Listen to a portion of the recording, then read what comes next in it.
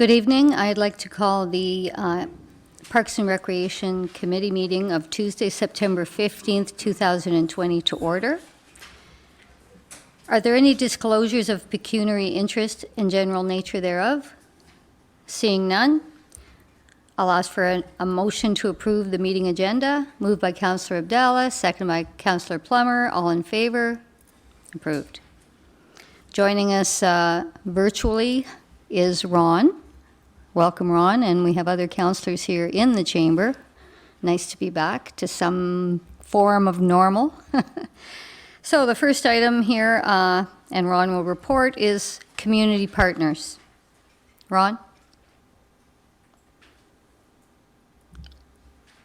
Can't hear you, Ron.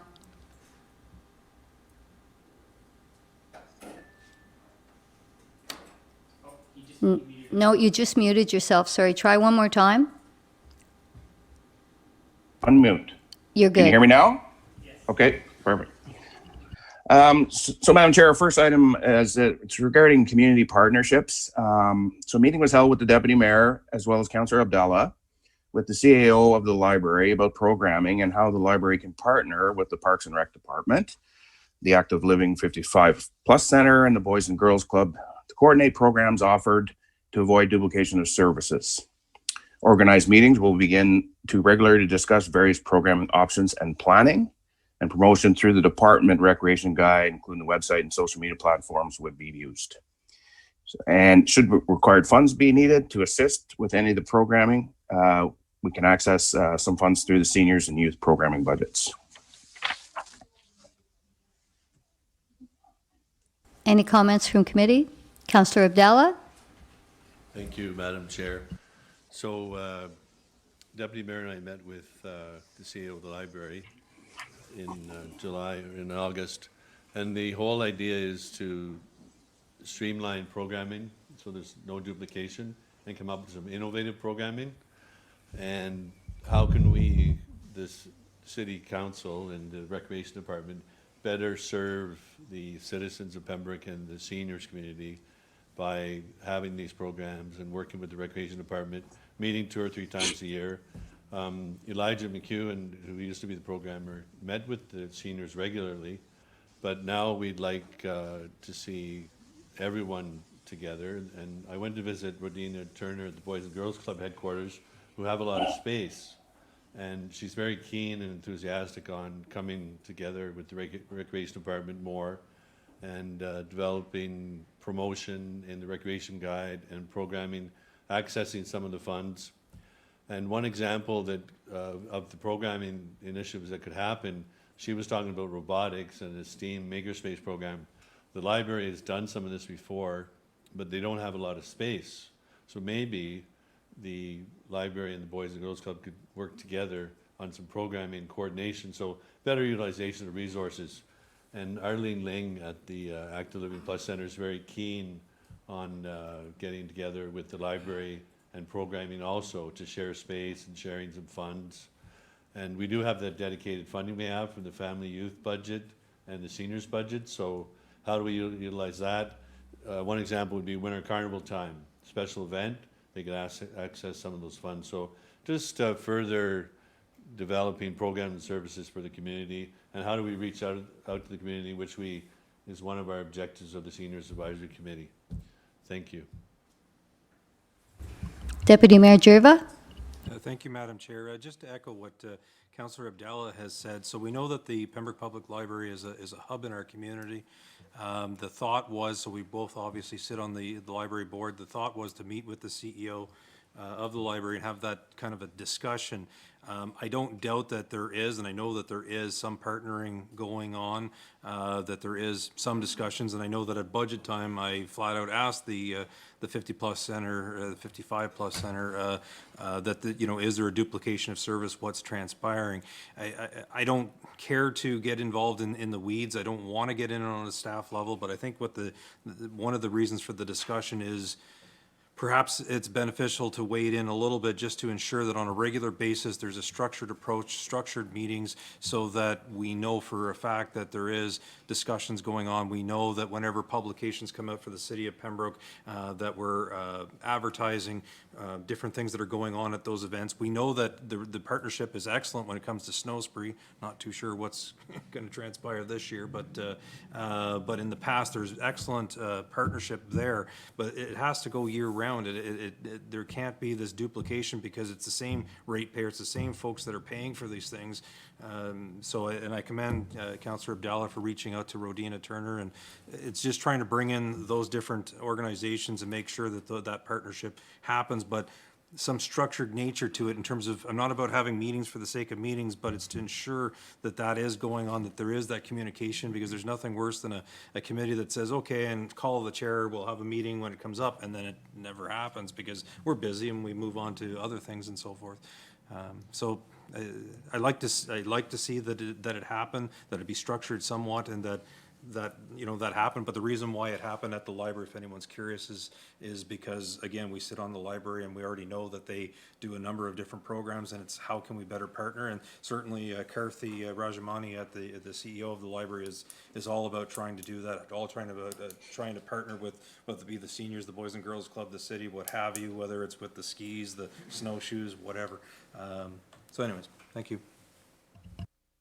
Any further comments or questions? From the chair, I just want to say I want to applaud Councillor Abdallah and for getting these people together to talk. The Pembroke and Area Boys and Girls Club is invaluable in our community, and the library already does so much for youth that it's a missing component almost to not bring them into the Boys and Girls Club. So congratulations. I look forward to what comes out of this. Councillor Abdallah, further? I had one more comment. And Mr. Conroy and I were talking about this, and you hear it sometimes. People say, there's nothing to do in Pembroke. There's nothing for youth to do in Pembroke. So I went to the Boys and Girls Club, and I'll admit it was my first time there because I was way overseas for 5 years, and I came back 2 years ago.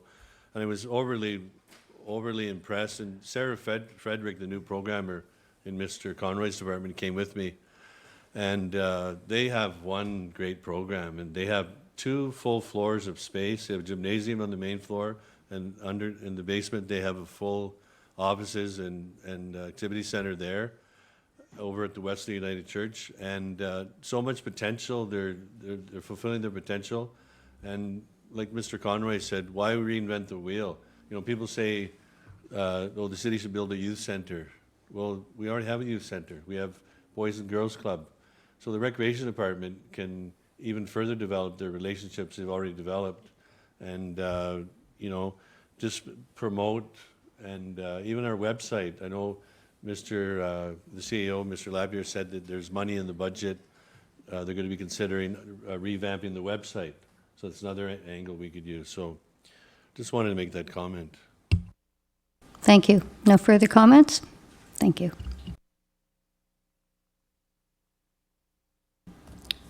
Next item, recreation facility openings. Ron?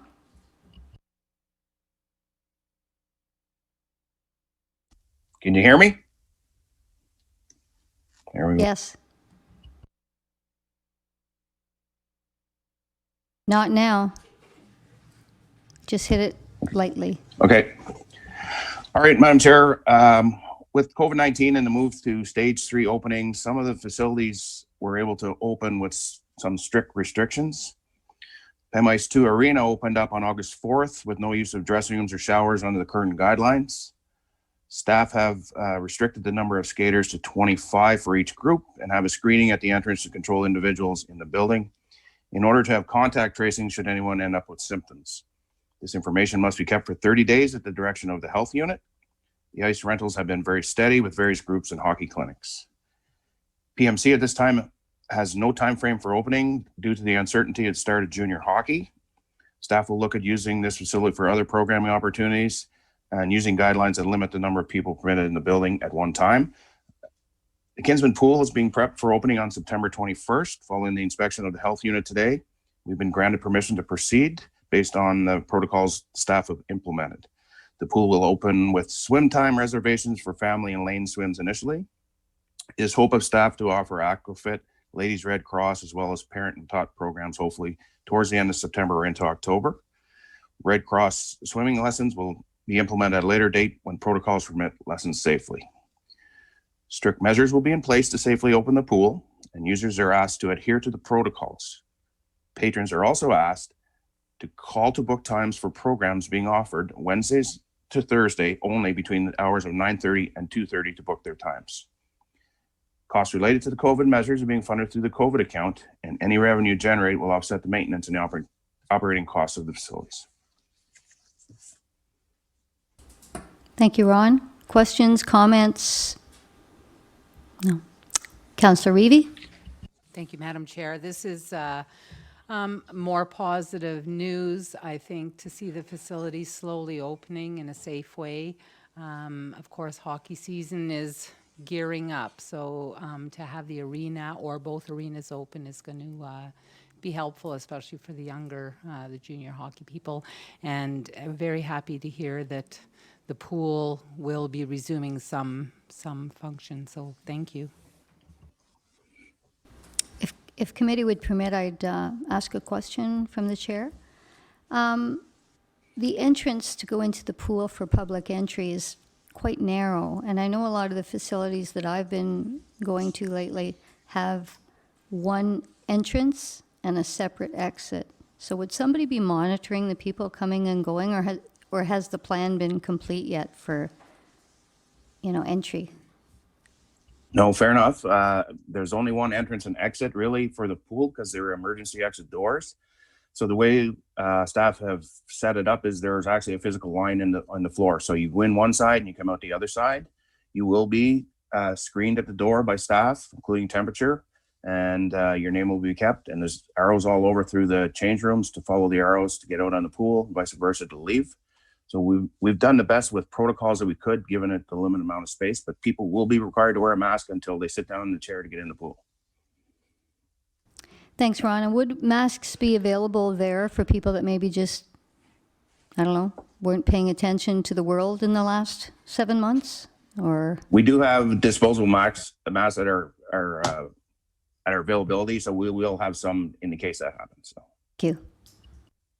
Further questions? Next item, public Wi-Fi. Again, Madam Chair, this is just an information item. Councillor Abdallah inquired about the availability of obtaining public Wi-Fi for open spaces at Riverside Park, Waterfront, and possibly Shamrock Park in the downtown. ORES did a search of the areas to determine if it was feasible to obtain Wi-Fi in these areas. ORES is prepared to provide a study and a report to provide a cost estimate to provide fiber in order to determine viability of having Wi-Fi in the public spaces. ORES is prepared to provide the report and estimates at no cost. If consideration of public Wi-Fi is of interest to committee, then costs would be added to either the budget of 2021 or a possibility of some grant opportunities. Questions, comments? Councillor Abdallah. Thank you, Madam Chair. So I met with, and first I want to acknowledge Mayor LeMay, because when he first ran for election, he had on his platform to expand Wi-Fi downtown at the waterfront. But back then, the costs were higher than they are now, and so we've come a long way. So I met with Justin Allen in August and inquired about the Wi-Fi possibility at the waterfront along the boardwalk between Frank Niber Way and the boardwalk there, just that rectangular portion, and then Shamrock Park downtown and Riverside. So he went and did a inspection of Riverside, and it's less than 4 megabits per second download, which is doesn't qualify as a minimum Canadian Radio and Television Telecommunications Commission standard. So the whole idea now is to find out what the cost would be, and then we can decide if we can get a grant for it, or if we can put it in the city budget, or if we can work with the PBA on sharing the costs for downtown for that area. I brought up the PBA meeting last week, and they're very enthusiastic about it. There's a grant available, which I've given to staff, Canada Healthy Communities Initiative, And it's, there's 3 streams, and one of them is improving digital solutions to combat COVID-19. So it's one area where we could access. The other situation is Renfrew is getting public Wi-Fi in Low Square, and they're talking about supporting downtown businesses, economic development. So public Wi-Fi is only one aspect of economic development for community, tourism, citizens. It's also a safety aspect. You know, people have a cell phone, maybe it dies, something happens, they need the Wi-Fi. So even before we get into a debate about who's accessing the Wi-Fi, which you can control the bandwidth, we need to find out the cost. So I'd like to make a motion that we request a study from ORES for the Wi-Fi at the waterfront in Shamrock Park and at Riverside Park.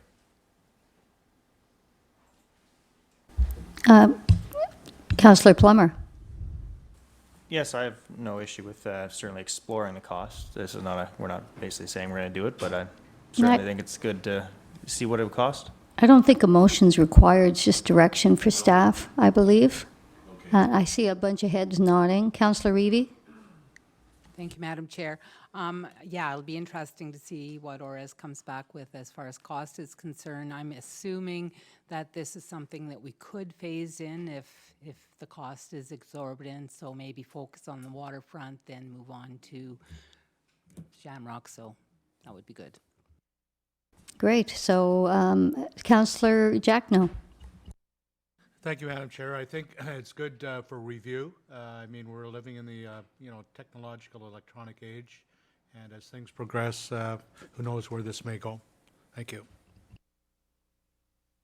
Thank you. No further comments. I think staff, Ron got that direction. Thank you very much. And if there's nothing further to come to this committee, I would ask for a motion to adjourn. Moved by Councillor Plummer, Councillor Jackno, all in favor. This recreation meeting is adjourned.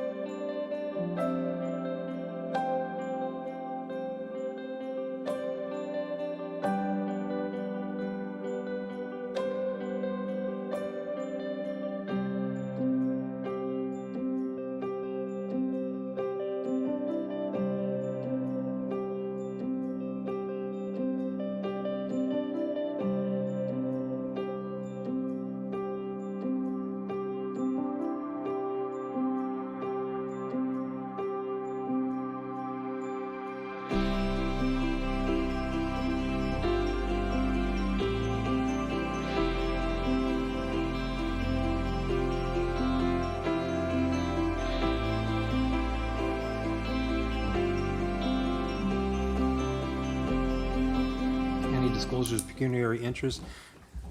Council Plummer? Yes, item 4A, I'm declaring an interest as my employer is named. Okay, thank you. Any other disclosures? Seeing none, I'd entertain a motion for the approval of the agenda. Councilor Reeve, Councilor Abdallah, those in favor? That's carried. Okay, 4A, welcome Mr. Lewis. Thank you, Mr. Chair. The Operations Department recommends the following. Committee approve award, excuse me, for the reconstruction of Pembroke Street West, Phase 1, Blakely Crescent to Crandall Street, tender contract number 20-0264 to Greenwood Paving Pembroke Limited in the amount of $1,020,818.10 plus HST, being the lowest responsive and responsible bidder. Committee approve additional expenditures in the amount of $100,000 for contingency allowance. Total value of the recommendations equal $1,120,818.10 plus applicable HST. As usual, the contract was publicly advertised and tendered. 4 bids were received. Tenders were opened September 10th and were evaluated by the Deputy Treasurer and the Supervisor of Capital Works. McIntosh Perry Consulting Engineers reviewed and analyzed the bids and found them to be comparable and reasonable. The low bid is approximately 5.7% higher than the consultant's pre-bid estimate. Tenders were not opened in public, as the present normal with COVID-19 restrictions in place. However, bidders were provided with unofficial bid opening results following the tender opening. The following bids were received. Miller Paving Limited, $999,932.80. Greenwood Paving Pembroke Limited, $1,020,818.10. H&H Construction Inc. at $1,062,081.98. And finally, Bonashare Excavating Inc. at $1,148,319.56. Miller Paving's submission contained an agreement to bond that was not an original sealed document from their bonding company. Therefore, their bid was rejected per our procurement policy. As part of the 2020 capital budget, $985,000 was identified for Phase 1 with the city's contribution of approximately $165,000, and that was coming from general capital reserves, and the remaining was being funded under the ISIP program. Project costs as tendered, including design, contract administration, construction, additional expenditures, and the net HST, total $1,268,771.97. Based on the funding agreement, the federal contribution is 50%, being $634,385.99. The provincial contribution at 33.33%, being $422,881.70, and the city's portion for Phase 1 is $211,504.28, that being 16.67%. That represents a budget shortfall of just over $47,000. The shortfall can be funded from the general capital reserves, which currently has a balance in excess of $1.1 million. The noted costs include contract administration services to McIntosh Perry Consulting Engineers based on their quoted values submitted in their proposal for Phase 1. Thank you, Mr. Chair. Thank you, Mr. Lewis. Any motions, discussion? Councilor Abdallah? I just have a question before I make a motion. Through you, Chair, to Mr. Lewis, can you just briefly generalize, explain the scope of the work?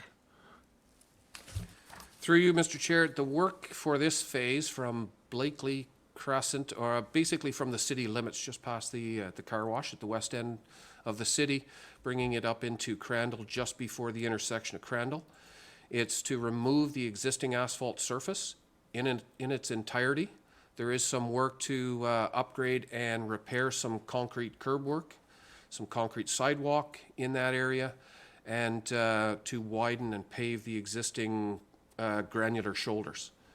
And that will bring us up until we reach what we call the start of the major urban center, or urban section at Crandall Street. Thank you. Supplementary, Chair. So I emailed you a couple of weeks ago about bike access, and you said there will be some bike room for the bikes to go by along the shoulder, paved shoulder? Through you, Mr. Chair, what we've included in the design for Phase 1 is a paved shoulder. So the existing granular shoulder will be paved. It will be wide enough for bike and pedestrian use. At that end of Pembroke Street, there is no sidewalks. There's some wide asphalt boulevard area in some of the commercial district or some of the commercial businesses in front of those. But we will be putting in 1.5 meter wide paved shoulder, and it will have a white line that distinguishes it from the vehicle travel. Thank you, Mr. Lewis. So I'd like to make a motion that we accept the recommendation by Mr. Lewis and his department to award the tender to Greenwood Paving. Is there a seconder? Councillor Laverne seconding it? And Councillor Reeve, you had your hand up? Oh, I just was wanting to comment that we were so fortunate to receive federal and provincial funding for this. This is going to make a big difference. That stretch of road has long needed work. So happy to see it start. I think we're all, as drivers, going to require a lot of patience through the duration of this project, but at the outcome, it'll be wonderful. Your worship? I agree with Councillor Reeve, but one question that you mentioned in your background, and that is the bid was roughly 5.7 higher than the consultant's pre-bid. Are we at the stage, Mr. Lewis, where the consultants are going to have to take closer looks with COVID-19, which will probably last for another year or so, or I realize it's hard to control? There is a number of factors that have come in recently in the last number of months due to COVID-19. The contractors are having some difficulty trying to put some firm numbers towards those, and it depends on the project. The bridge project that we just finished on Bennett Street, for example, had a lot more restrictions, being a tighter space than it would be in this rural reconstruction area on Pembroke Street. But we are seeing an increase in cost due to the restrictions of COVID-19. We're hoping that things settle down a little bit in the next little while, and we can see the numbers come back into line, but it's definitely a factor. Thank you. Mr. Lewis, I'm just wondering if you can remind us, I know that we discussed this previously, because obviously we had got it to this particular point, but anyways, this is Phase 1. How many phases, and what are the, I guess I'm looking for timeframes, including when this work is, if it's approved by this committee, when's it supposed to happen? Thank you, Mr. Chair. This phase is to start. It normally takes a couple weeks by the time we get bonding and so forth in place, so within the next 2 to 3 weeks, this project will start. Off the top of my head, I don't recall. I believe it's an 8-week time frame to get the project done, if I remember correctly. So it is a fall project. As mentioned, it is going to create some traffic disruptions in that particular area of town where there's not a lot of parallel streets to use for detours, but the contractor is well aware of the traffic issues that they're going to have to deal with. As far as the remaining phases, there's 3 more phases, 2 through 4. We're going to hopefully continue at Crandall and work our way east until we get to Christie Street. Design is still in progress, and there is some work with utilities that need to be relocated, some Bell and some Hydro that need to be relocated, and some traffic signal work. So we have to work through the timing of those. So it is our intent to continue with a phase every year for the next 4 years, including this year. So if seeing no other questions, I'll call the question. Those in favor of the motion? And it's carried unanimously. Thank you, Mr. Lewis. Next, Mr. Lewis, is the FCM Municipal Asset Management Program. Thank you, Mr. Chair. The Operations Department seeks direction from committee for an application from the Federation of Canadian Municipalities for funding under the Municipal Asset Management Program, or MAMP. MAMP is an 8-year, $110 million program. It's funded by Infrastructure Canada, and it's aimed at Canadian municipalities to help make informed infrastructure investment decisions based on stronger asset management practices. Basically, what it is help with asset management programs asset management plans and the data collection and use through asset management.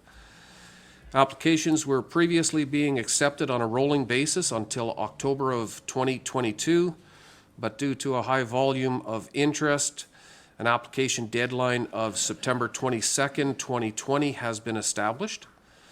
The maximum MAMP contribution is $50,000, covering a maximum of 80% of eligible costs. Staff have reviewed the program guidelines and note that they are based on the 5 competencies with 15 outcome areas related to asset management. And it's referred to as the Asset Management Readiness Scale. So we have reviewed our Asset Management Readiness Scale and how this aligns with the grant application program to see which projects may best suit. The scale helps measure progress on an asset management for all municipalities. The 3 eligible projects that are being proposed are as follows. Project number 1 is condition assessments and levels of service analysis for various city facilities. The project includes building condition assessments for the remaining facilities that were not covered in the 2020 building condition assessment project. We do have a number of those that are being done presently, mainly related to water and sewer.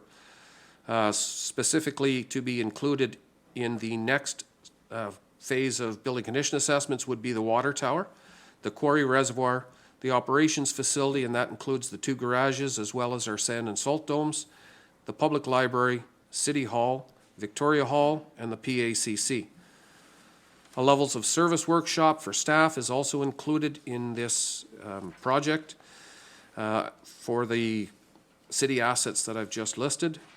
Both asset condition and level of service for the water assets and operational facilities is required for July 2021.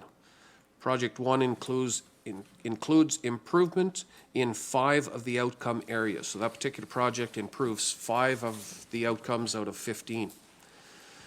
Project number 2, condition assessments of wastewater and stormwater pipelines. This project includes CCTV and Zoom technology condition assessments on approximately 36 kilometers, 24% of our priority wastewater and stormwater mains.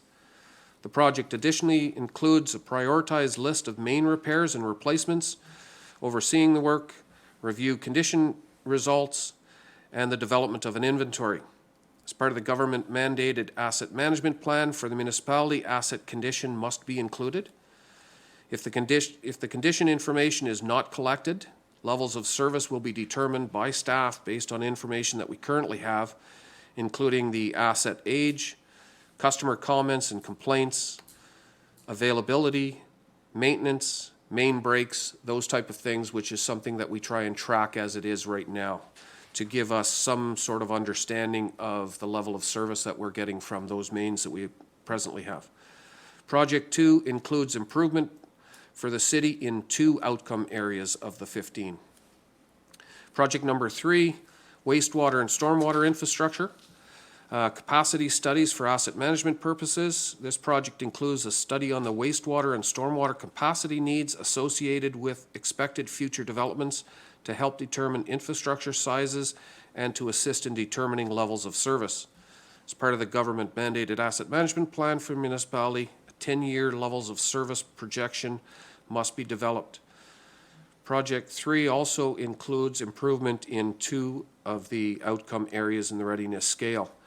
Just a little bit further on project number 3, basically it would give us an opportunity to see what our infrastructure, how much upgrade or potential upgrade our infrastructure may need if a large development was put in. So in the West End, if there's a potential development up there and we were to add a significant number of homes, it gives us an understanding of downstream from that, whether or not our existing mains are of proper size or would need to be increased to help handle that development. So that is that particular project. For all of these projects, the anticipated FCM funding share is a maximum of $50,000. For project number 1, the city's share would be another $17,000. Project number 2, the city's share would be another $250,000. And as project number 2 only covers 24% of our infrastructure, we would have to look at another 4 years of of that project. Project number 3, the city's share would be approximately $30,000. There's no immediate financial implications related to submitting an application to the funding program. Should the city be successful in receiving funding for a project, we will include the city's required share in the 2021 capital budget.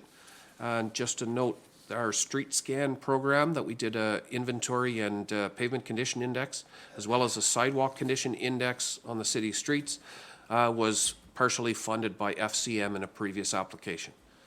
Thank you, Mr. Chair. I have your worship, and then Councillor Frenier.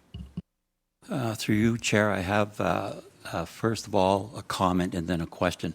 As far as comments are concerned, I like the fact that your option A, or the first option, there are 5 possible outcomes that could be seen by the, where we're looking for it as far as the FCM share. There's no way I could support number 2. We just can't afford it as a small municipality going forward. Infrastructure capacity study also is an interesting one, so it'll be interesting to see where council sits. My final comment is I think council is well aware of the importance of asset management in regards to receiving grants both federally and provincially. So my question is, in regards to asset management and the plans, have we received any financial help from the province as we move forward? Thank you. If you could repeat your question, Mr. Mayor? Have we, since we've been introduced asset management from, 3 or 4 years ago, as we've been preparing, have we received any grants or have we asked for any grants from the province, not the federal government? And have we received any? Through you, Mr. Chair, the provincial government has not been, have not put a whole lot of grant funding out there specifically for asset management. They have been partnering up a lot with the federal government, and it is noted quite often in the ISIP programs where they're contributing to those type of programs. So I do believe we've been quite successful in grant applications for infrastructure type work based on our asset management plan and the progress. The readiness scale is something that we include in every application that we make.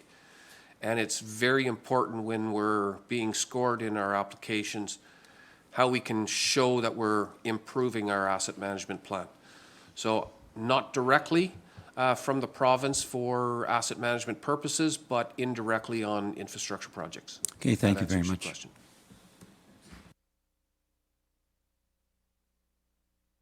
Yes, the mayor and I see eye to eye. I was going to say option 1 or 3. 1, because it sounds like we've already started that portion of it, and we just need to complete it, so why not finish up something we've started? Number 3 I found interesting because to be able to look ahead and say, okay, if we develop, do we have the proper services to provide that going into the future? And to be prepared, not just for our own developments, but when we are approached by developers on our border that need our services, we need to know, are they going to be basically tapping us out on our resources? And to be able to say, you know, that's too big a development, then that would open the discussion for further things. So I'm really interested in 3 as well, from a development point of view and being prepared and not putting the cart before the horse, let's say, when we approve developments. So I'm really interested in 3 for that reason. Okay, thank you. Councillor Plummer? Thank you, Chair. I guess my question would be to Mr. Lewis. Just some clarification, I guess, on between, I'm certainly echoing the 1 or 3. Which one, if staff was to make a recommendation, would be the most, I guess, best bang for the buck at this stage of the game? Through you, Mr. Chair, thank you for that question. Staff would recommend option number 1, the building condition assessments and the level of service we must put in our plan. So in July of 2021, that's information that we're going to need. So whether we're successful in a grant or not successful in a grant, it's still a project that must proceed. As far as option 3 is concerned, it's really, really good information. The Operations Department's working with the Treasury Department and Madam Treasurer on our development study and what we need to do to move forward to prepare for development and development charges and so forth. And there's a certain amount of information that the Operations Department has and can gather from our existing infrastructure, as well as developments that have already happened. So in an area of town where we've added 40 homes and we needed to increase the water main size on that street from a 150 millimeter to a 200 millimeter, gives us some insight on moving forward in development. So I believe the more we can contribute to our asset management plan, and the more we can prepare, as your worship has mentioned, to improve our asset management plans, I think the better. So it would be staff's recommendation that option number 1 be chosen. Yeah, I have Councillor Frenier and Councillor Abdallah. Well, then I would support the recommendation or the desire of staff, and I would move that we approve option 1, and that's the condition assessments and levels of service and analysis for various city facilities at a city share of the cost of $17,000. Okay, and are you seconding it, Councillor Reevy? Second by Councillor Reevy. Councillor Abdallah, you still want to speak, or? No, I think enough has been said. I agree with colleagues. Number 1 is the best option right now. Okay, you want the last word, Councillor Reevy, and then we'll call the question. Thank you, Mr. Chair. Actually, I was really happy to hear from Mr. Lewis on what staff was recommending. I was bouncing back between 1 and 3 as well, and especially from a development point of view. But no, this is good, and I'm definitely supporting the motion. Thank you. Okay, I'll call the question. Those in favor? That's carried unanimously.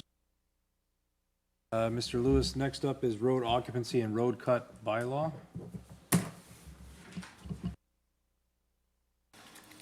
Thank you, Mr. Chair.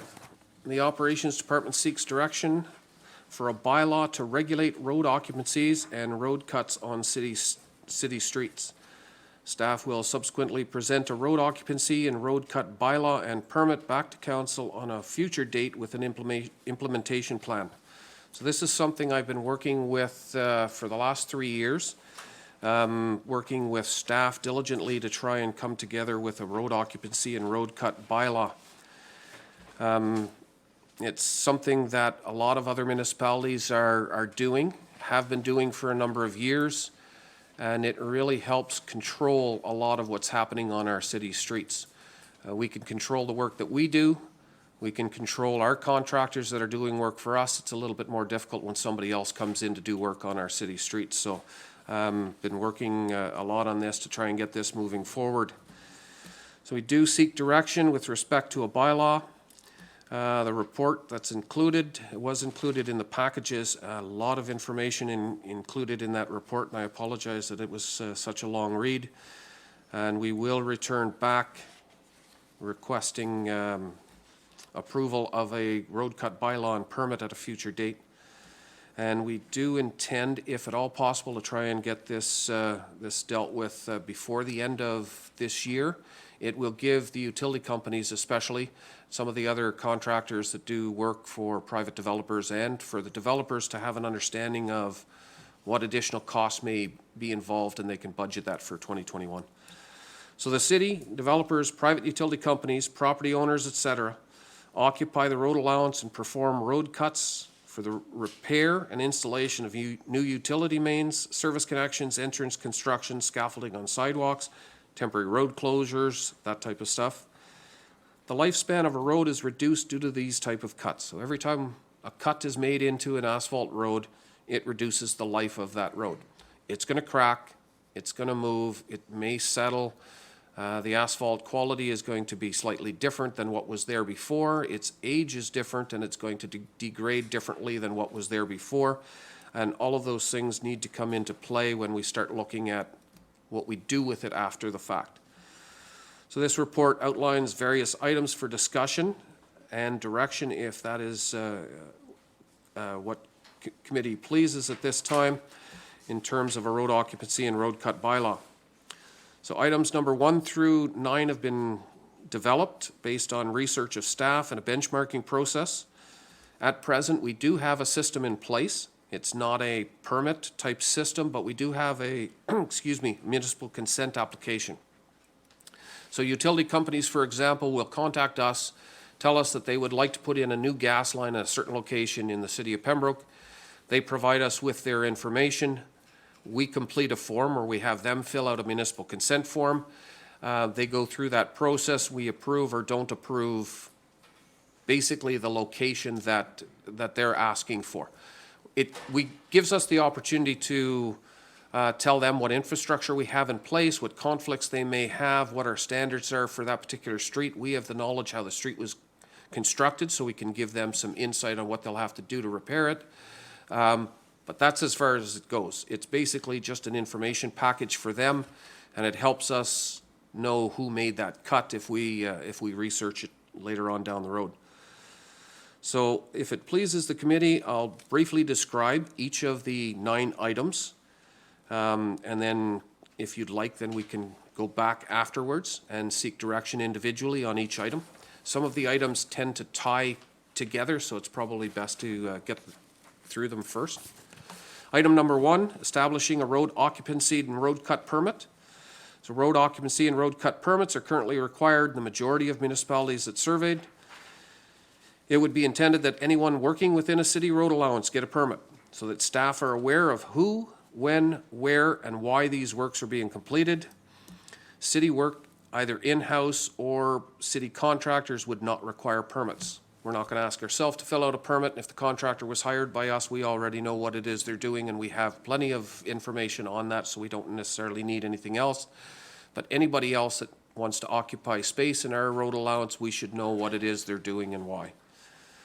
Item number 2 is implementing a fee for that permit. The issuing of permits will result in some increased administrative costs, so asking for a permit fee may be reasonable. And we did survey a number of municipalities, and you see that in the report. Various municipalities require a non-refundable permit fee application, ranging from $20, for example, in Arnprior, to over $700 per permit in Southern Ontario.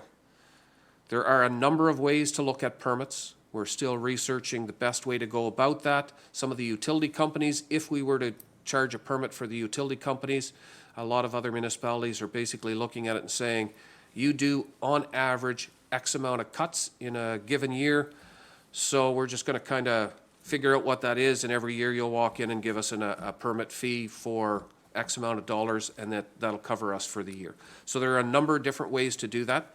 Some municipalities are doing it by the size, by the extent of the work that's being completed. There's a number of different ways, but a permit fee is likely a practical solution to help cover some of the additional costs that's going to come out of this. Item number 3, requiring an inspection fee, a refundable security deposit, and a degradation fee for road cuts. So I've thrown all 3 of these together as one item just because they really tie into each other quite a bit. An inspection fee, so some of the municipalities request an inspection fee. Basically, that covers the cost of staff to go out and inspect after the work is complete. A refundable security amount. Some municipalities require a refundable security amount in addition to the non-refundable permit fee. The deposit is normally returned after the work is complete or after a warranty period. Same thing we do with our contractors when we hire a contractor to do a construction project. You provide us with bonding of sorts, some sort of security that we can hold until the work is complete or the warranty is over. And that gives us an opportunity to go back to that particular individual afterwards and say, it did not get restored the way we had anticipated it was going to get restored, or the way we asked you to do it. So it's going to cost us money. If you're not going to come back and do it over again, we're going to hold your security, and we're going to use your security to restore it back the way it needs to be. Degradation fees, I mentioned briefly at the start. A degradation fee is basically a cost to the occupier of the road, or whoever's doing the cut, that helps us pay for the degradation of the road. We know that the cut is going to cost us money in the long run. It's going to mean we're going to be going back there and having to do work on that road earlier than we ought to because of that cut. So it gives us an opportunity to build a little bit of a bank account so that we have some money to go back and do that resurfacing we will need to later. And in a lot of cases, municipalities are dealing with that degradation fee on a year basis, a range of years. So if the road is 5 years old, the degradation fee is going to be different than if the road is 10 years old. It's got less expected life. We knew we were going to have to go back in there in a little while to do it, so we're not going to charge as much for it. So that's item number 3. Item number 4, road cut reinstatement. So currently, developers and private utility companies are responsible for reinstatement of the roadway. Some municipalities are suggesting that they do the road cut restoration themselves. That way they can guarantee the quality of the work meets their expectations. It's not something that's done around here a lot because municipalities just don't have the resources to start going behind developers and restoring road cuts. So it's not something that's done around here. Some of the larger municipalities in southern Ontario tend to like to take control of those road cuts. And rather than the developer or the contractor doing the restoration, the municipality will do it and then charge that developer or contractor for it. Some municipalities require that the road surface be maintained by the permit holder for 1 to 2 years following final reinstatement, similar to what we do in our construction projects. It's warranty. We need a warranty for 1 to 2 years. If something goes wrong, it's the expectation that the contractor, developer will come back in and rectify the situation. It won't cost the city or our ratepayers anything. So that is what I'm referring to there. Most municipalities survey retain the security until the end of the warranty period.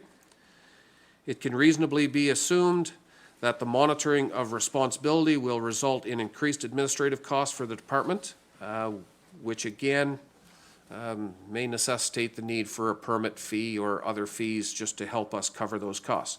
If we have to keep an eye on that road cut so that we can go back after the contractor or the developer, then that's going to cost us a little bit. Item number 5, road cuts on recently reconstructed roads. So an existing operations departmental policy indicates no open excavation of roadway surfaces that have been reconstructed within the preceding 3 years. We just don't permit them.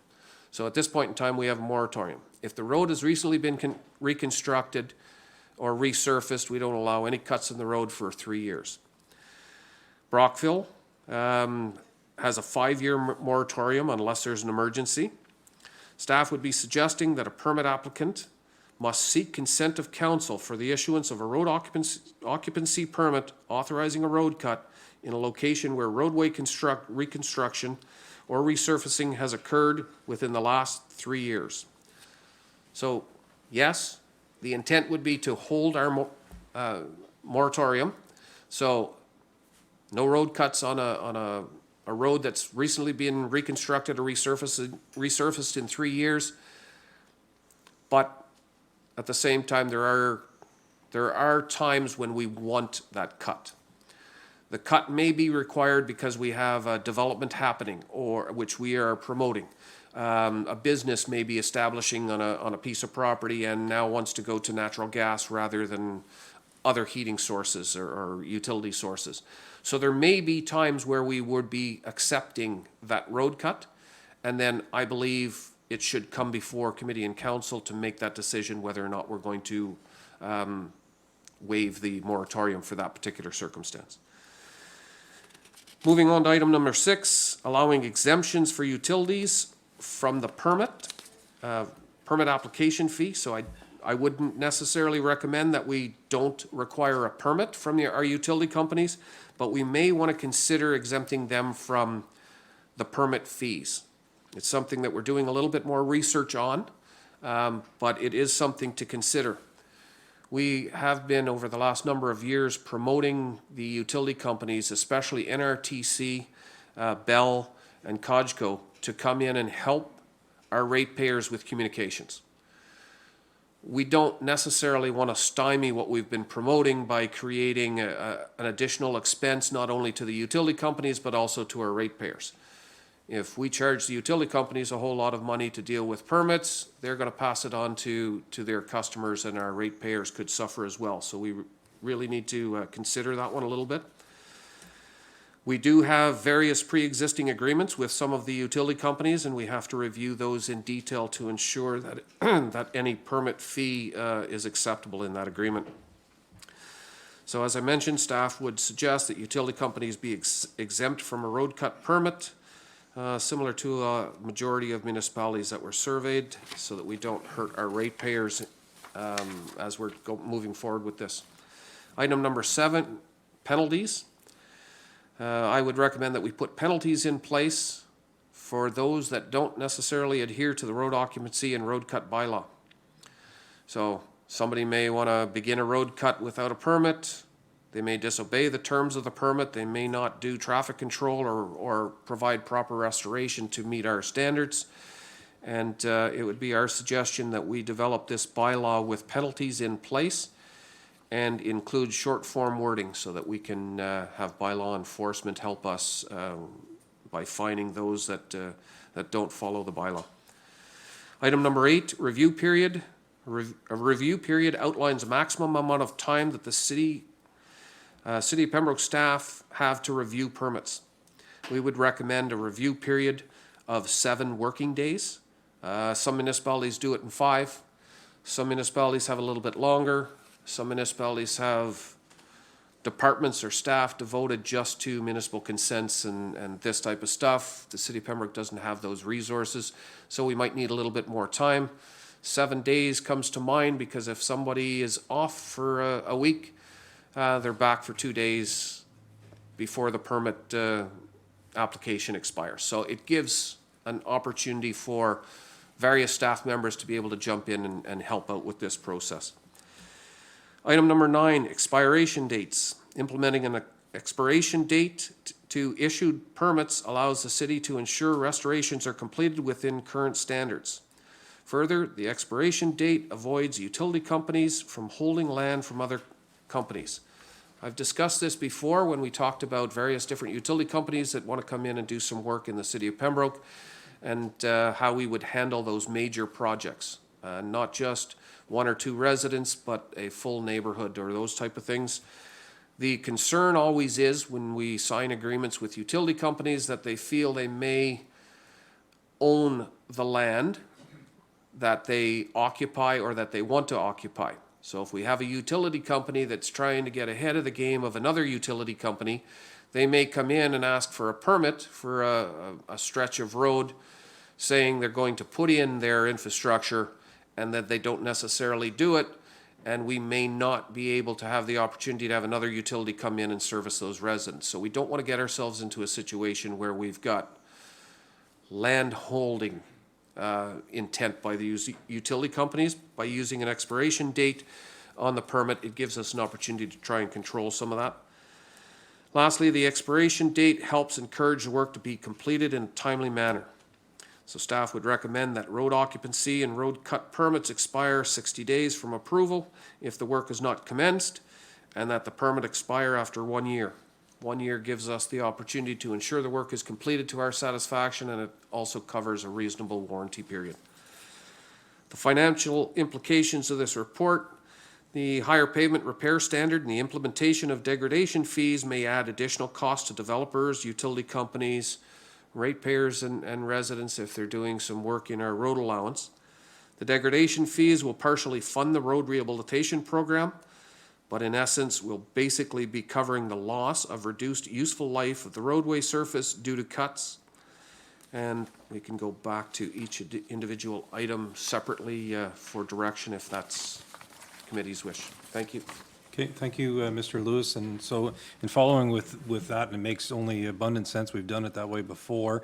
If we can circle back to item number 1, which is the road cut permit topic, and only that topic at this time. If we can have some discussion or a show of hands, a motion or what have you as to, are we doing road cut permits or are we not? And then we'll move to number 2. Lafreniere? I would say that I'm in favor of having a permit fee. All too often, I've seen roads that were fairly new, and all of a sudden there's a cut, a big chunk out of it, and it's just, it grinds me to think that, I mean, you're right, that's going to heave sooner, it's going to be in disrepair before we know it. So I'm definitely, and I would be prepared to put forward a motion, and I would be looking for a seconder to support permit fees. Councillor Abdallah, are you seconding it? Yes. Any other discussion on item number 1? Councillor Giacono, or? Thank you, Mr. Chair. I think we have to look after our property, and the individuals that are working on our property have to respect our parameters as well. It shouldn't be up to us to go behind them and fix an inferior job, as an afterthought. I'm wholly in favor of it. Thank you. Okay, Councillor Reevy, did you have a comment? No? Call the question then on number 1 then. Those in favor? And that's carried. Good. Okay, we'll move to number 2. The concept of a permit fee, and as Mr. Lewis has already said, if we can give some direction whether or not we want to do a fee or not do a fee, and as I understand it from this report, then Mr. Lewis would come back with further information on that topic. Councillor Plummer. Yes, I don't have, obviously in respect to staff, they're going to be issuing permits, it's going to take time to issue these. There's going to be some man hours involved and checking and things, so I think a fee is definitely justified. But I would caution council as well, staff, not to make it punitive or something too high. It may turn people off from even maybe doing development, just because, every time you add another additional fee, first you have a development fee for your property, then you got your builder's permit. Now you're going to tell the contractor they got a road cut, this high road cut fee. It may get to a point where people just say, you know what, I just don't want to deal with that, and go somewhere else. Thank you. Excellent point, Councillor Plummer. Is there anyone else that wishes to comment about the fees? Councillor Abdallah and Councillor Lafreniere. I concur with Councillor Plummer. We want development, but there's an expense of the staff, so we want to be cognizant of the amount of the fee. So I see Owen Sound is $50, Empire is $20. How do you establish a fee on the cost, like $50? Okay, I Councillor want to hear what other people have to say. Councillor Lafreniere. I would be happy with the $20 arm prior fee, because there are other costs to cutting through our road, and that comes in the form of refundable security, the repair that would be involved if they did tear up a lawn or a curb. So, and then of course, the warranty period would come into play. There's so many other factors that I think the permit should not be too high, because it's going to depend on what they do afterwards, but at least they would have a permit. So I would be more in favor of a low rate of $20 for the permit, with all those other things that we're about to vote on in place as well.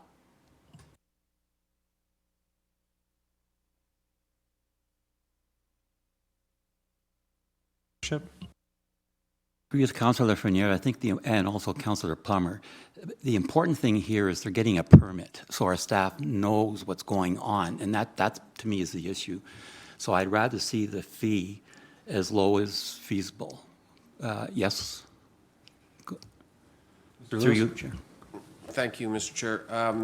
Through you, Mr. Chair, I think for committee's understanding, it's not the intent right now to get direction on the actual value. I think we'll come back with that.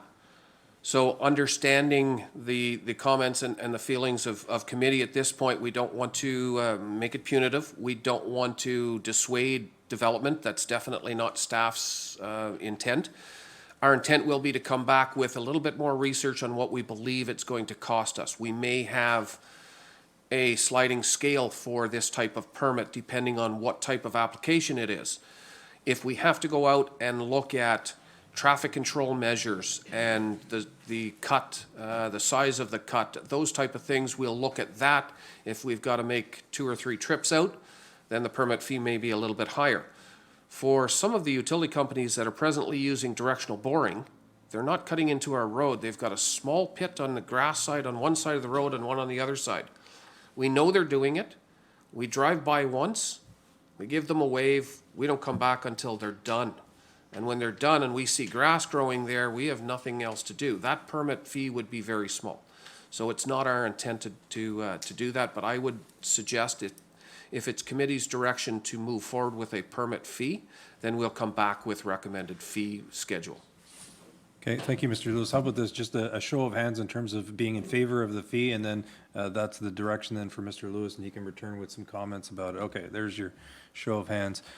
If we can move to item number 3, the inspection fee, security deposit, and degradation fee. Councillor Frenier. So the degradation fee, I think, is a huge thing. So a refundable security amount, and if they've repaired it all, I mean, many things come into play here. The inspection, if it meets our standards, then that's great. Then we put the warranty on. I did have concerns about it only being 12 months, though, because I've seen repair work done, and then 12 months later it's cracking because of our winters. So I was wondering if the warranty period shouldn't be 18 to 24 months, or is it standard to have 12 months? Because I've seen roads paved in our community, and a year later there's hairline cracks. So it's like, it always disturbs me to see the millions of dollars and then the cracks coming the first winter. Anyway, I don't want to go on and on about it, but I definitely am in favor of the degradation fee, the refundable security deposit, and inspection fee. Thank you, Councillor Frenier. I thought I saw another hand up. Councillor Plummer? So the one thing about a refundable security deposit, you're doing another step the staff's going to have to do. They're going to have to take money in, document it, that money's going to have to held somewhere, and then you're going to have to then refund it back to a contractor to say, yes, you're doing something, or you cut the road, and now we give you a portion of your money back. I just see it an extra step. I'm not sure how that, I'd wonder what staff would come back. This is our first look at this material, what they're thinking, what their thoughts are on that. I'm just thinking as an extra step that may not be necessary if we already have a permit fee. They know the cut's going to be there. But then the degradation fee, there could be some work, to that. But the comments to Councillor Frenier's, we do live in a community that has a lot of clay in the ground, and we do have some harsh winters. To warranty against cracking, like being in a construction business, we don't even warranty. It's pretty hard to warranty against cracking. You do what you can do, but cracks sometimes do happen. It's more of a failure of the asphalt or a failure of the material itself. It just degrades because it was poor quality. It's not just actually just a crack. That's something very hard to warranty against. But I would look for staff to come back with some recommendations, certainly what number they're looking for, and if it's just adding a step for that refundable deposit. Thank you. Okay, thank you, Councillor Plummer. Councillor Abdallah? Thank you, Chair. Question for Mr. Lewis, or suggestion, maybe if staff could look into it. Could we combine the inspection fee with the actual permit fee, blend them together? Because if somebody comes for a permit fee and they pay $20 or $30, whatever, you come back with recommend, the inspection fee could be the end result. Can you combine the two of those? Is that possible? Through you, Mr. Chair, yes, that is possible. It's something we've kind of toyed with.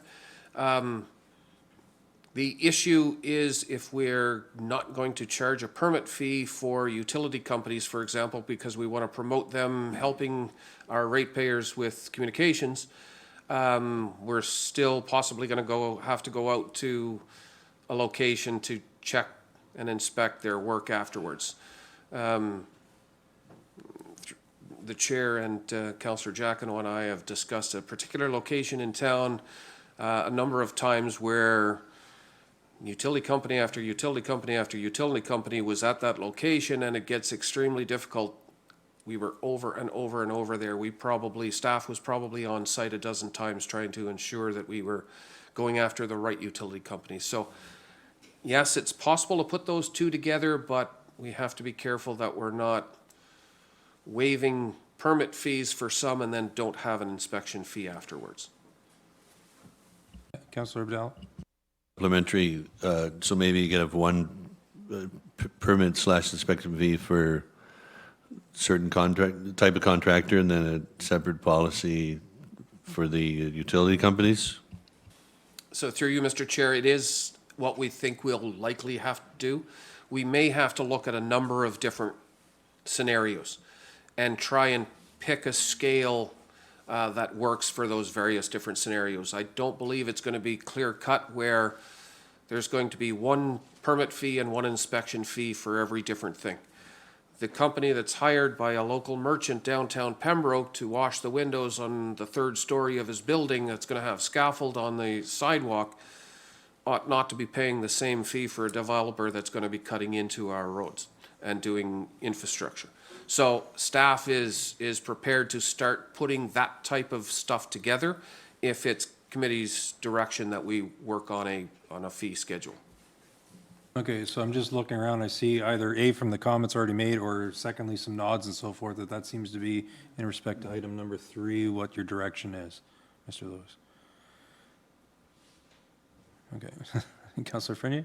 Sorry, you're moving through. Yes, I'm moving ahead then to number 4, because that seems to be the direction on number 3. So number 4 was road cut reinstatement. So I'm looking for some comments from committee in respect to number 4. Councillor Frenier. Well, I would support staff's recommendation to implement the 12-month warranty period. As for the standards and recognizing Councillor Plummer's expertise in this area, I agree, clay and sand, two different things, depending on where this road is. I mean, I still bothers me that it's 12 months, because if they didn't remove enough clay and put enough proper gravel or whatever else it is they need to make that road stable and not shift that much, well, it could still shift in 13 months. So, but I would support staff's recommendation. And is 12 months the status quo in most communities? Mr. Lewis? Yes, I see a nod. Thank you, Mr. Chair. It is. The Ontario provincial standards, the general conditions of contract used by the province, both in municipal works as well as provincial works, Ministry of Transportation, it is a 12-month warranty period. They played with a 24-month warranty period for a little while and have now gone back to a 12-month because I believe they had some issues.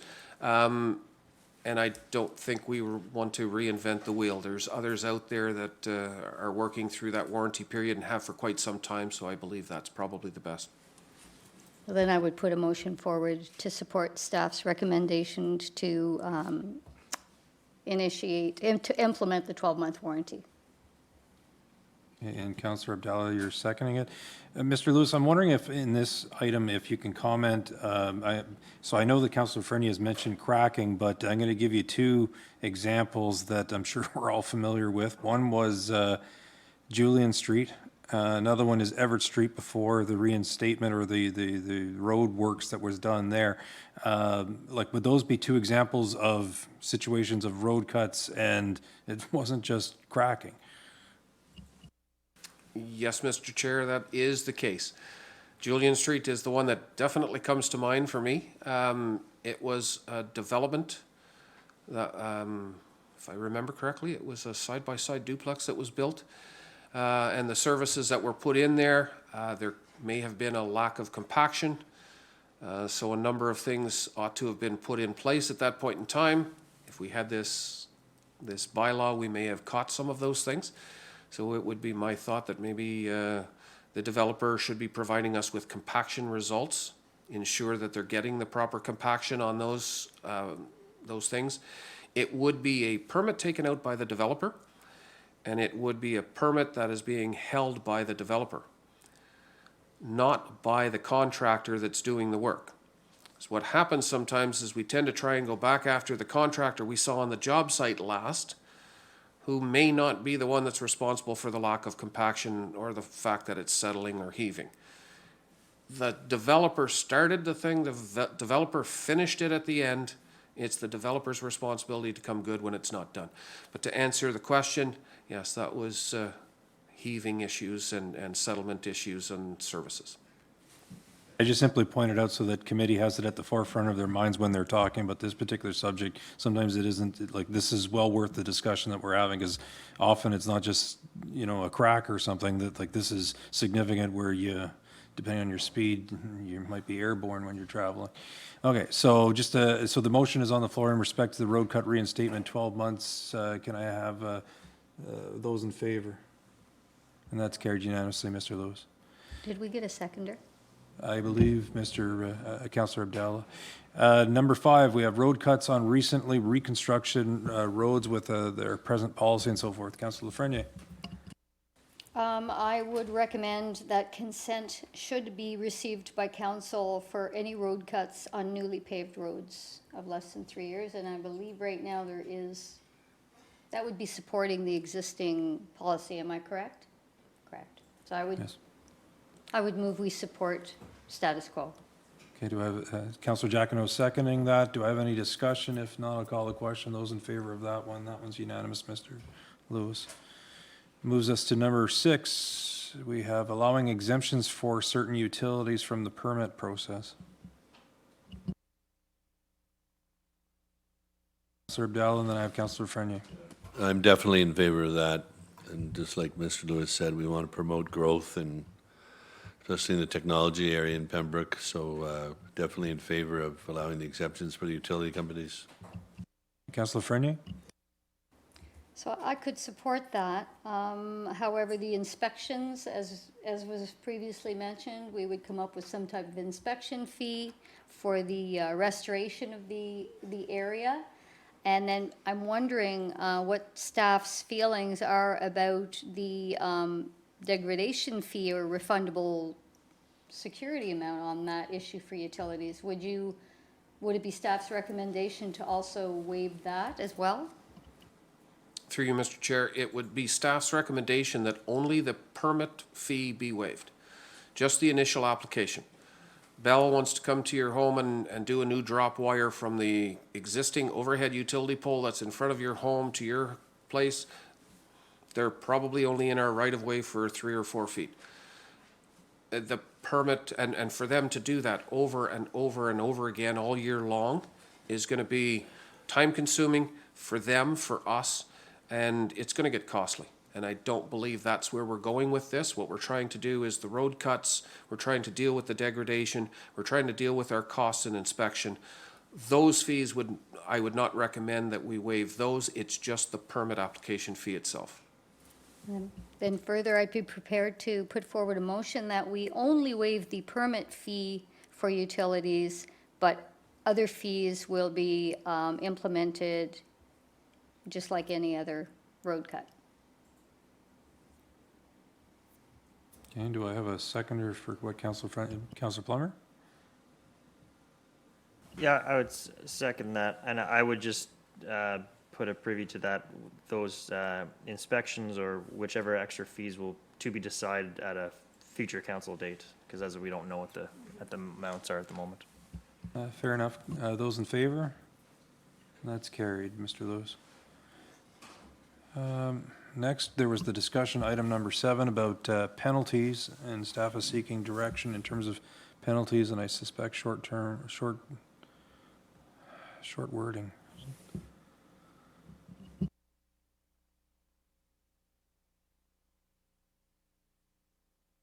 Lafreniere? Again, I would support staff's recommendation that penalties be implemented for any contraventions to the road occupancy and road cut bylaw. And we'll leave it up to them to develop the wording for future approval.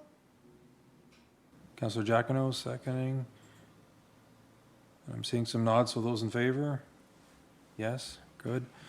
Brings us to number 8, a review period of 7 days is being recommended by staff. Councillor Reevy? I would support the 7 days. Mr. Lewis gave us a good explanation as to why that would work for the city staff. Okay. So I would move that we accept the 7-day review period. Okay, and do I have a seconder? I think his worship's nodding. Yes, his worship is seconding that. Those in favor? That's carried. Last but not least, we have expiration dates.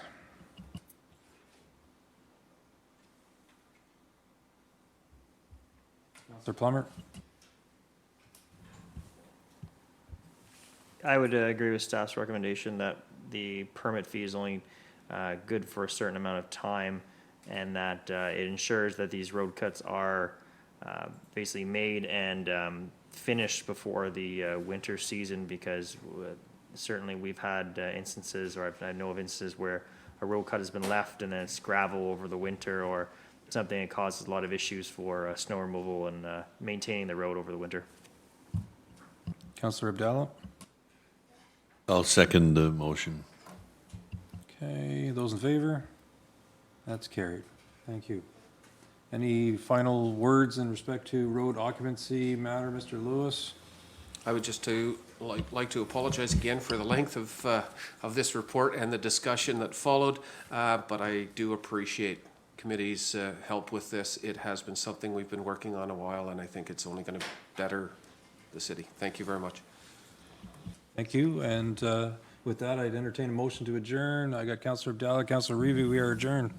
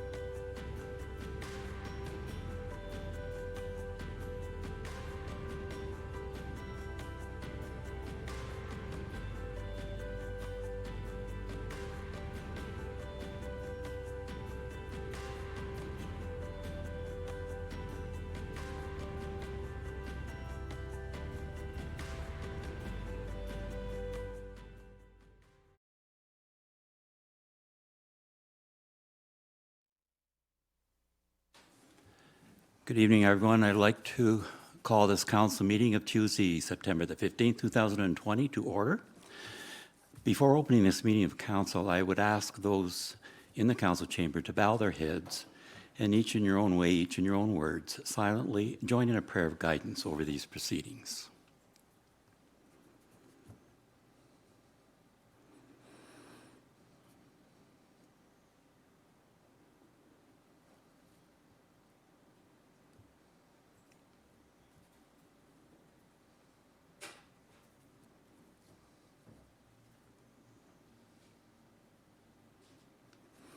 Thank you. Disclose pecuniary interest and general nature thereof.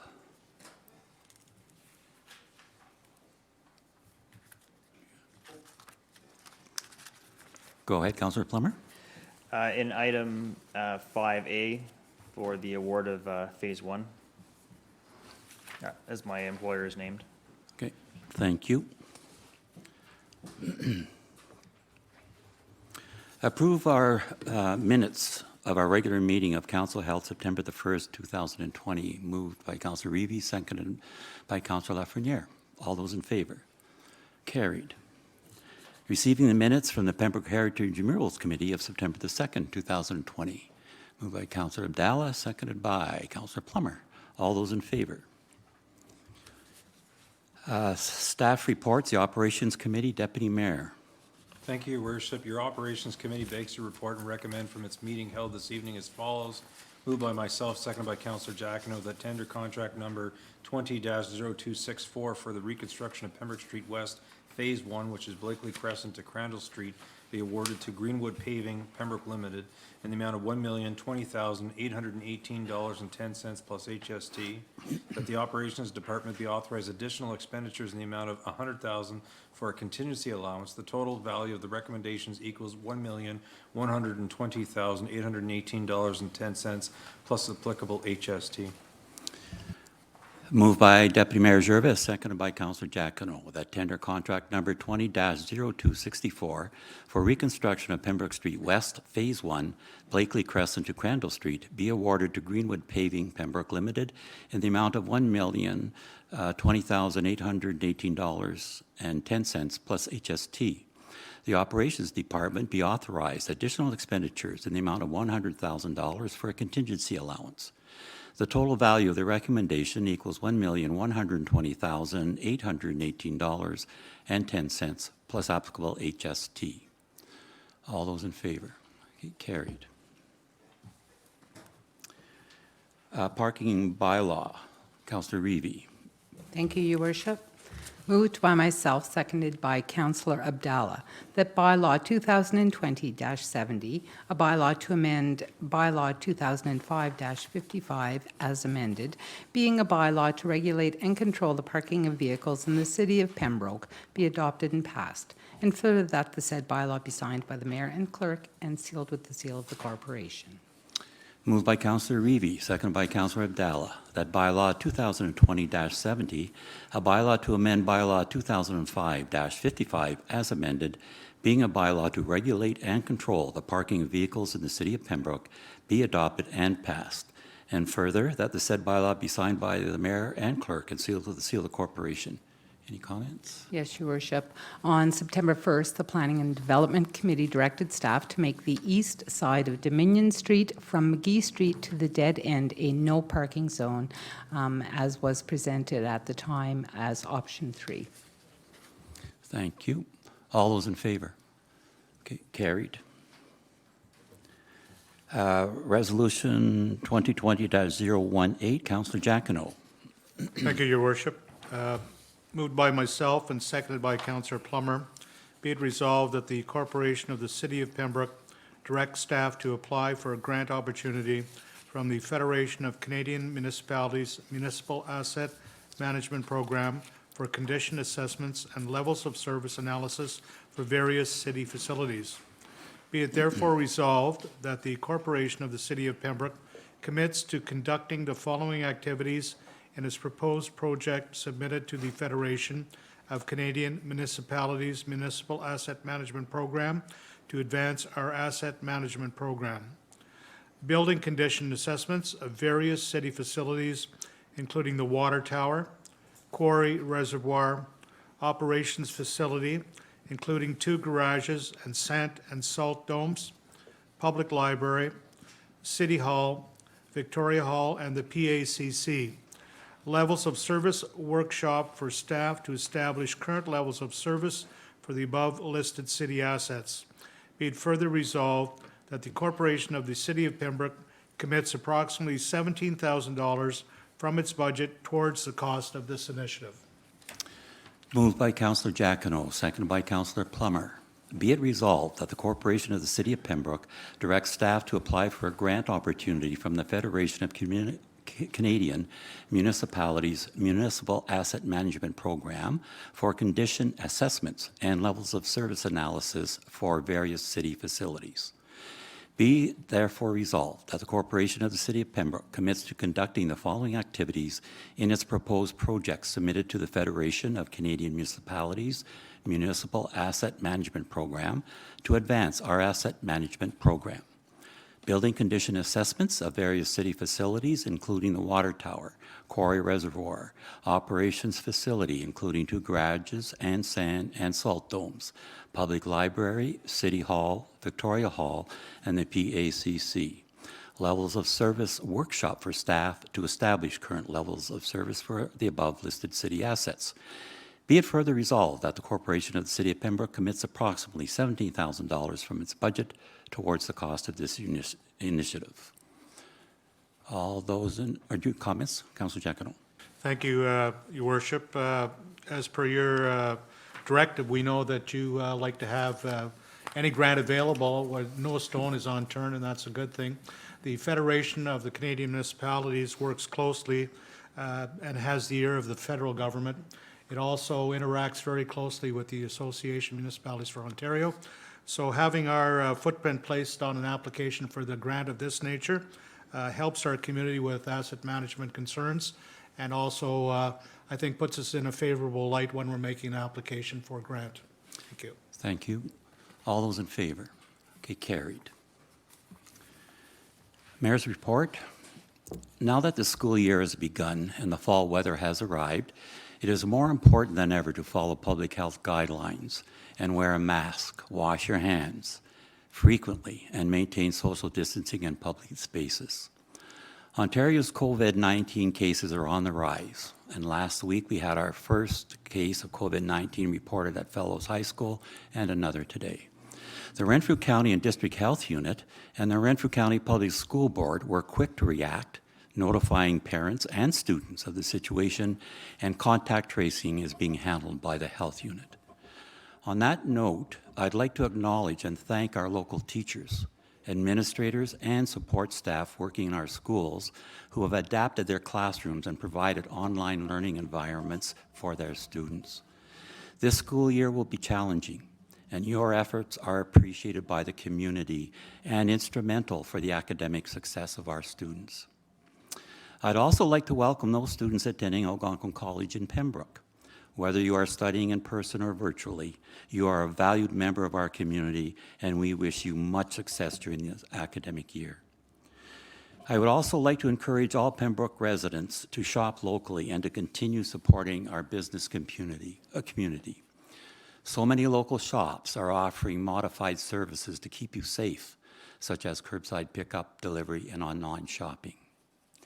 We've been hearing in the media, the Premier, and from public health officials about the possibility of a second wave of COVID-19 this fall that would coincide with cold and flu season. As Dr. Cushman of the Renfrew County and District Health Unit has said, symptoms of COVID-19 can mimic many other sicknesses. So if you are sick, stay home and let the health professionals make your diagnosis. The only thing that can prevent a local outbreak of the coronavirus is to rigorously follow the public health guidelines, again, that include regular hand washing, social distancing, and wearing a mask in public spaces. I'd like to thank all of Pembroke's citizens for continuing to do what is required in order to keep our community safe during these challenging times. And on behalf of Pembroke City Council, I'd like to wish all of our students across the city much success in their academic year. Finally, 5 years ago, the Ontario government declared September the 25th as Franco-Ontarian Day, a day to officially recognize the contributions of Ontario's Francophone community to the cultural, historical, social, economic, and political life of Ontario. To our Francophone community, thank you for all you do in the city of Pembroke. We will fly the Franco-Ontarian flag here at City Hall on September 25th to celebrate with our Franco-Ontarians in the community. Any notices of motion? Councillor updates. Councillor Reevy. Thank you, Your Worship. Just further to your report, Your Worship, and I'm taking some items from a personal note from our Medical Officer of Health, Dr. Robert Cushman. So we've had more cases now in the last month than in the previous 3 months. Worse, this past weekend, we could possibly be witnessing our first serious community outbreak in Renfrew County and District Health Unit. So it is, September is our worst month except for March, and we're only 50% through it. So we have to be very diligent. His message is clear. The public has the solution to controlling COVID and the responsibility to see it through. So again, he's putting out press releases. We should be glued to those, looking at his recommendations and following them.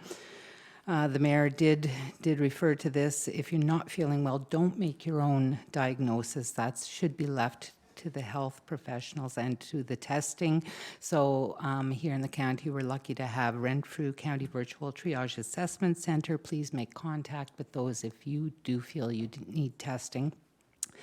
Secondly, if you are sick and are being tested, those in your immediate household should also stay at home and monitor themselves for symptoms while awaiting the result of your test. Bubbles, bubbles, bubbles. Keep them small, limit your social activities. We have seen all too well, for example, what gyms, barbecues, bars, and parties can do. Recently in Ottawa, one individual who was sick resulted in 40 individuals testing positive for COVID-19 from a number of different households and other settings. And that's all from one party. So it can happen here too.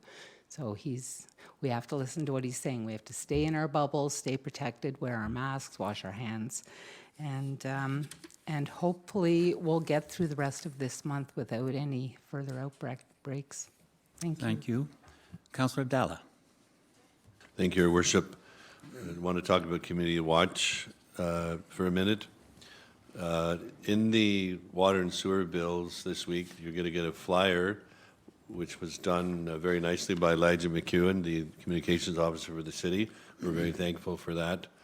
And want to acknowledge the Treasurer Latchty and her staff for allowing us to put the important flyer in the water and sewer bill, because we know there's other notices that go in there too, and you're able to find room for us. And we want to thank the Police Services Board for paying for the cost of the printing of the flyer. And we want to thank the City of Pembroke for partnering with us on this very worthwhile and very important cause. This Saturday, the Waterfront Amphitheater is our meeting. It's at 11 a.m.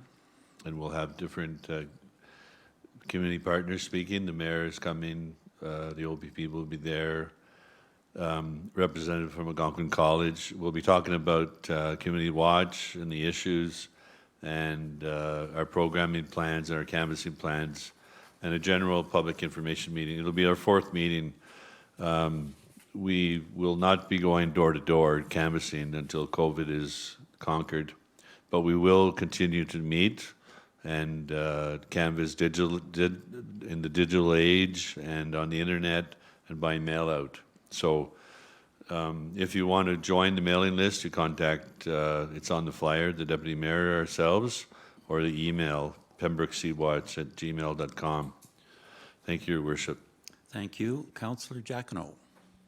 Thank you, Your Worship. A few bullet points I'd like to comment on from the virtual conference that you and I both had the opportunity to attend on August 17th with AMO, the Association of Municipalities of Ontario.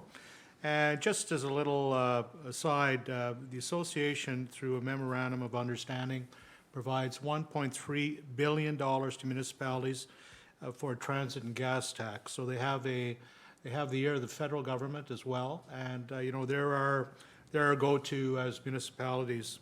I sat in on a couple of different workshops. I know we split them up, Your Worship. You went to others, so we get the maximum bang for our buck. And as you said at the last meeting, it's a little different sitting in front of a computer screen for 8 hours, and you know, you miss the interaction with people when you're at the conference itself, where you can exchange ideas, whether it's at a coffee break. Sometimes you do more business at a coffee break and finding out about things. I know personally years ago I discovered that City of Pembroke had done away with development charges, and another councillor from another community said, well, why did you do that? He said, you're losing all this cash, you know, this money to keep your community vibrant. So I brought it back to council, and council of the day made the decision to go back, and we haven't looked back since, so that's a good thing. One of these speakers I had the opportunity to listen to was Andrew Grounton. He's a Canadian Imperial Bank of Commerce senior economist and analyst. And again, the topic at the conference mostly was about COVID. And he was relating back historically that in 1919, the gross domestic product of the nation at the time was at a -7%. And during COVID, ironically, it's at -7%. So I guess things are reflective of each other. I mean, if people are in shutdown, you know, businesses are affected, and it's reflective in that sort of that analysis of those numbers. Some of the concerns he had in the discussions were, how do we pay the COVID debt? You know, the CERB is being handed out, the CERB benefit by the federal government. It's okay to hand out money, but how do you repay that? Who's going to pay for that in the future? There's going to be large implications on municipalities such as our size as to who's going to pay. Well, we know who's going to pay. It's going to be us. But I mean, because of the disease, we have no choice. He also said that perhaps this was a disincentive and overcompensating people by keeping them at home, when maybe that money would have been better spent with businesses trying to get, you know, things like this set up to encourage their employees to come back to work. Also discussion about childcare difficulties, children going back to the daycare. And I know I heard Councillor Fernier speaking about that tonight, you know, where you may be looking after a child yourself, or, you know, trying to alleviate the parents so they can go back to work. And, you know, childcare centers are suffering. The return to schools, obviously, that's another thing. You know, children wearing masks and trying to be in the best possible hygienic situation. Is that going to happen? You know, teenagers are invincible. I mean, when we were all 20 years old, nothing was going to happen to us. I mean, I think we all had that same attitude. The recovery he talked about will be long. And, you know, as a financial analyst, I mean, he can see the figures down the road. And it's going to affect the most vulnerable. And we're all aware of that. You know, the accommodation sector, arts, entertainment, food services. What's going to happen to these people? You know, you look at, and you yourself, Your Worship, tonight was encouraging people to go out and support. That is so important, whether it's through a takeout or whether it's to do it in the best possible manner and still be safe. That is so important. The Bank of Canada, he had stated, will continue with low interest rates, which is a good thing for the economy, because people will still be able to, you know, especially businesses who need that extra little bit of cash, may be able to get it at a low interest rate till they recover, and hopefully they will recover.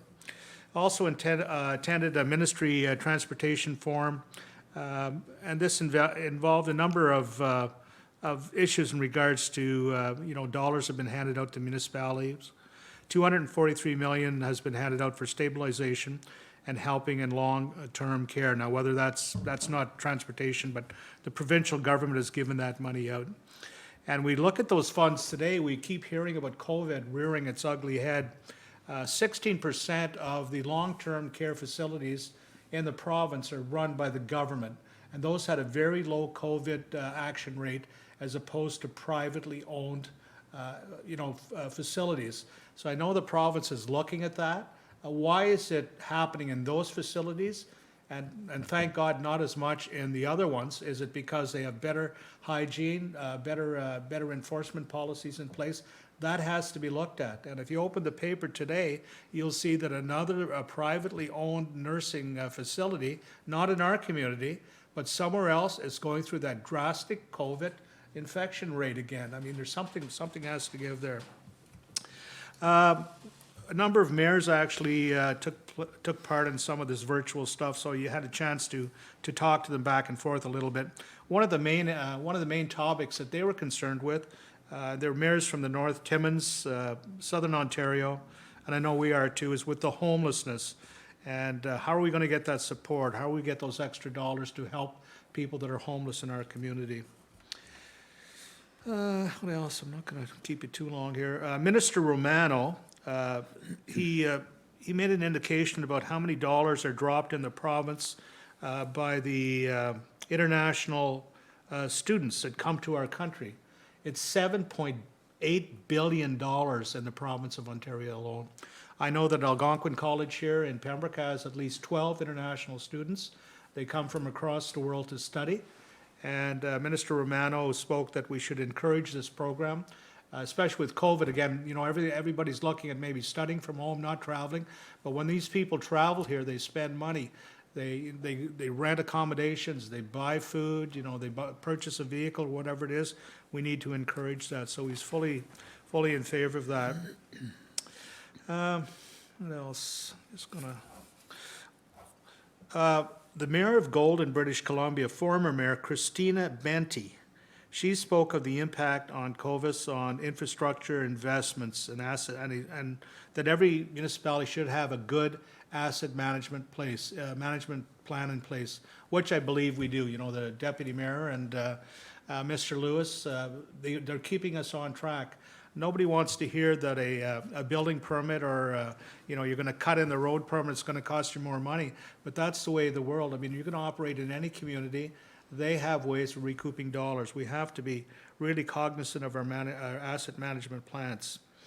She stressed that politicians' role during COVID-19 was to support, the process as it progresses, that we have to be sustainable and we have to continue with our service delivery, which we're doing. An interesting little aside, in her community, they were dealing with the pool, just as we are today. And they had to come up with either pool or infrastructure, fixing the roads. And she said, everybody likes recreation, everybody likes the idea you can go for a jump in the pool, but if you can't get to the pool from your house because the roads don't exist, what's the priority? So she said, tell the story to the community. What will it cost? Is it logical? Is it affordable? And do what the shareholders want, and that's the taxpayer. Do what they want. We've had a survey gone out, I think, prior to COVID. People want a pool. We've put an application in through the government. I don't think we were successful. So is this going to be a community-driven fundraising project in a majority of dollars, for a majority of dollars? If the governments are saying, sorry, we haven't got it, and you still want the pool, what are you going to do? Pool, road, water tower. You have to make a decision. And she said, what your choices you make are not always, not always what people want to hear, but it has to be the logical thing. She also indicated that, life cycle costs, we should know them through the asset management plan. Know what they are. Know what the pool's going to cost us, hopefully it'll go ahead, in 50 years. Know what the water tower is going to cost us in 50 years. And Your Worship, I think this council and you, we're on that track. Many municipalities across the province are saying, asset management, what's that? And I mean, if you do not have an asset management in place, you're not going to get the funding for the developments. Pool versus road, which is primary? Wants, needs, and affordability. I just have a few more little bullet points. I think they're so important, Your Worship, that I share them with you. They talked about, another panel about the exodus from the cities. People want out. You're living in a large apartment building somewhere in a large city. you're communing with people, you know, every day, 2, 3, 4 feet apart in a hallway. What do you want to do? Where do you want to go? And the philosophy of how people want to live today is changing a bit. They want to go to the smaller community.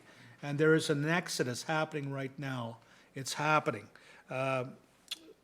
We just saw, we're just speaking to the mayor of Aurora, and he said the housing, market in his community is just off the scale. He said there's bidding wars on houses. He said as soon as they're listed, they're gone. He said there's no negotiation. People will offer 4, 5, 6 times the money. My question is, as a municipality, are we prepared to face that exodus? And I think it's happening. We have people here now from Toronto, Montreal. They're working out of their homes on the computer. You don't need a bricks and mortar place. I've said that before. Are we prepared? Do we have our land inventory, at our fingertips? Do we know what's available? Why isn't it being developed? Why aren't we moving forward? And should we be looking at the Planning Act and reviewing as to, regulated lot size today? You need so many feet by so many feet to build a residential home. Should be looking at changing that. City of Toronto, you can build a building on a 33-foot lot. 33 feet is, I don't know, it's probably the width of this room or half the width of this room. So I think we have to look at that and consider, where that's going to take us in the future. Development charges, keep them. People are saying don't get rid of them, because as your community intends to grow, you're going to have to fund those road cuts, fire truck, swimming pool, whatever it is. Plan for the future. Reduced revenues will continue. This was a discussion. And costs will continue to go up. So how do municipalities cope with that? I guess that'll be our challenge in the next year or two, and also for the next council coming forward. There was another individual that spoke, and he wasn't part of the interaction. He was just giving a presentation on behalf of Weir and Folds, and I think he would be aware of them, Deputy Mayor, that they're an established law, very established, well-respected law firm. Bruce Angel was his name, and he was talking about the fact that, council meetings have changed. We've been doing it by remote. We've been doing it by Zoom. What will be the implications on us in the future if we have to continue that? I mean, we may have to. Listening to Councillor Reeve, the cases seem to be going up. Is this a second wave? Will there be a third wave? Who knows? How do you handle hybrid meetings? He was talking about open houses. Open houses where people before could come and talk. So if you're not on Zoom and you want to make an application, how do you do that now? Do you do it by writing? Do you have to be there in person? I mean, those are some of the implications he said we'll have to face and look at. The status of, public meetings and open houses, he said it's going to change. And will the municipality be open for perhaps legal challenges, because we didn't do it just probably right. We didn't give the person the opportunity. I think we'll have to look at that in the long run. We'll have to talk to our CAO and our treasurer perhaps. What else? Post-COVID, court challenges. He said because there's been no jurisprudence in any of the COVID issues, it may come. This disease will affect other things other than your health and your welfare. It will affect on how the community and the municipality does business, especially in the case if there's a lawsuit based on a COVID interaction. What's our responsibility? How do we handle the parks thing? To my great chagrin tonight, Your Worship and members of council, I know young people need to congregate. I was driving by the skateboard park. There are 10 kids in a huddle, 1 foot away from each other, having a chat. How do you regulate that? How do you do that? And now we're talking about a couple of cases in the school. These are all young people. They're going to go back to school. Hopefully they're all healthy. But there's 10 of them in a football huddle. As I said again, they're invulnerable. They think that, you're young, you're healthy, nothing's going to happen to me. But what about the other people around you? I think we're going to have to look at that. I was shocked by that. And I know young people need to get out and they need to, socialize, have some activity. But when you look around and everybody else is wearing a mask and you see 10 people in a huddle, I don't know, that doesn't sit with me. As well, Frank Cohen, they talked about risk management and COVID-19. We should be looking at our liability And we should be looking at some sort of a clause within our municipal statement of liability that will cover the COVID issue. Because if something happens, we are responsible. Whose responsibility is it? Is it the municipality? You know, we don't create the disease, but yet we're still responsible for what the outcome is. He spoke about playgrounds, and I think we've done an excellent job spraying and, you know, encouraging people not to go back too early. I think the city of Pembroke has done a fabulous job. Enforcement is difficult, especially in large public venues. The area in Middlesex, Ontario, they posted on their website an assumption of risks on their website. So basically it's put there by the municipality saying, if you're going to use our park, and you're going to use the skateboard park or Riverside Park or whatever, to put it in perspective from our municipality, then there's an assumption of risks. But an assumption of risk doesn't mean that you're still not liable, you know, just because you read it and you go and do it. I mean, what's the outcome? The outcome comes out in the court of law. Cybersecurity, people working from home. There was, you know, he talked about that. What do you do with old documents? If you're not in and out of here, do you need a shredder for your counselors, you know, during the Zoom meeting? It was just something that he'd come up with. The labor code and the health code will have to, you know, look at one another and just see what'll be the best thing for smaller communities. And anyway, in conclusion, what I missed from the conference, like there was a lot of information online, Your Worship. I think it's almost overpowering, you know, but I think you missed the interfacing where you go and you meet Joe Blow from Greenstone, Northern Ontario, or you meet somebody from Timmins who may be faced with similar problems that we do, and sometimes you can work out some sort of a solution or get ideas from other people. I miss that, but I think in future, you know, things will probably get better. I hope they will. And one of the statements that one of the people used in the closing of the conference was that the strongest do not always survive, but those who are most adaptable to change do. So, I mean, you know, thank you for giving me the time. I hope it didn't bore you, but I think it was such an important conference, especially at this time. And I think we'll have to review some of those things with the CAO, especially in regards to liability. Thank you. Thank you, Councillor. Councillor Lafreniere. I want to thank Councillor Jacquinot for bringing that report forward on so many important issues that are affecting all of us right now. COVID, yeah. I have to say that I'm so proud of our community and the way that it has come together and supported local business. I happened to be at the grand opening of Cork and Coral in downtown Pembroke on Friday morning, and I've been shopping there since they opened, which is pretty much a year ago. But because of COVID and they couldn't have their grand opening and their sign is up now, I couldn't believe the people that supported them that day and came out and, you know, spent some money in their shop and were so happy that they were still there. Then walked around the corner to Wilkie's, who's now open as well to public, and they just recently started having a place where you could sit and have a coffee and a banana bread or whatever your choice is. But I have to say that these businesses, a lot of them they've rose above. And in these times, they've become stronger, and they've implemented a lot of practices that they can continue after COVID that will make their business even stronger.